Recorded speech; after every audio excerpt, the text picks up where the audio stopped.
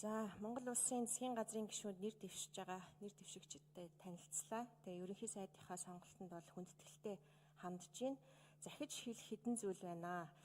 Та бүхэн бол одоо өнөөдрөөс ажилдаа орох ёстой. Бидний ярьж явсан тэр мөрийн хөтөлбөр хөгжлийн гэрээг бол шууд хэрэгжүүлэх ажилдаа орох ёстой гэж бодож байна.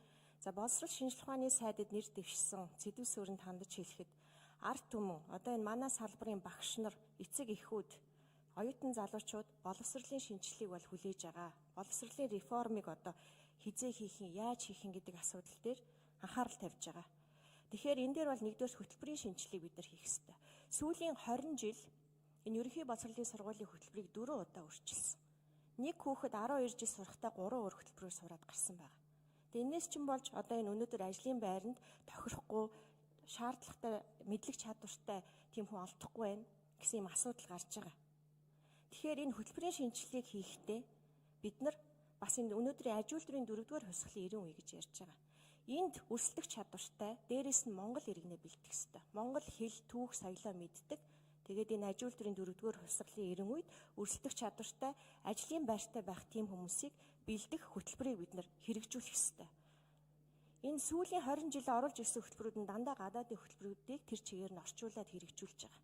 Тийм учраас нөгөө Монгол иргэнийг бэлдэх асуудал чинь байхгүй болцсон. Тэгэхээр энэ дээр үүний хажуугаар нас тэр хүүхдийн хүмүүжлийн хөтөлбөрийг бид нар бас оруулж ирэх ёстой.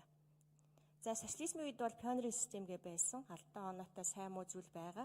Одоо өнөөдөр яаж хүмүүжүүлэх юм бэ? Энэ асуудал дээр анхаарах ёстой. За хоёрдугаарт багшийн үнэлэмжийн асуудал байгаа. Сая энэ жилээс эхлээд багшийн цалин нэмсэн л дээ. Гэхдээ хангалтгүй байгааг бүгд мэдж байгаа. Тэгэхээр багшийн чадвар болон үнэлэмжийг бид нар дээш нь авчрах ёстой. За мөн хот хөдөөгийн ялгаа байгаа. Энэ одоо боловсролын чанарын. Энэ дээр бол маш сайн анхаарч ажиллах ёстой. Өнөөдрийн технологийн дэвшлийг боловсролын салбартаа нэвтрүүлээд хөдөөгийн хүүхдүүдийн энэ сургалтын чанарт анхаарах ёстой.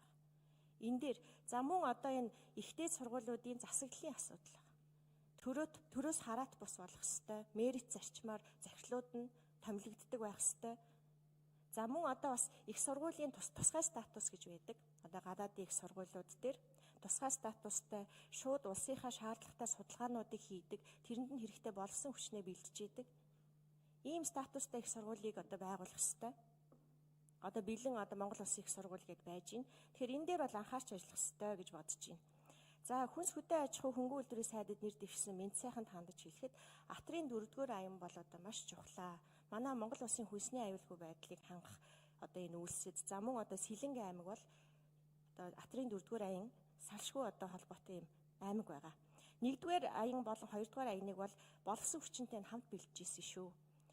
Сэлэнгэ аймагт хөдөө аж ахуйн их сургууль байгуулна гэд мөрийн хөтөлбөр тусгацсан байгаа. Тэгэхээр энэ боловсролын сайдтайгаа хамтарч ажиллаад боловсон хүчний асуудлыг хамт одоо энэ Атрын 4-р аянтайгаа хэрэгжүүлэх ёстой гэж бодож байгаа. Тэгэхээр энэ мөрийн хөтөлбөрт тусгасан хөдөө аж ахуйн их сургуулийн асуудлыг би бол одоо бүр хамтарч ажиллана, бас нэхэл дагуул болно гэж бодож байгаа.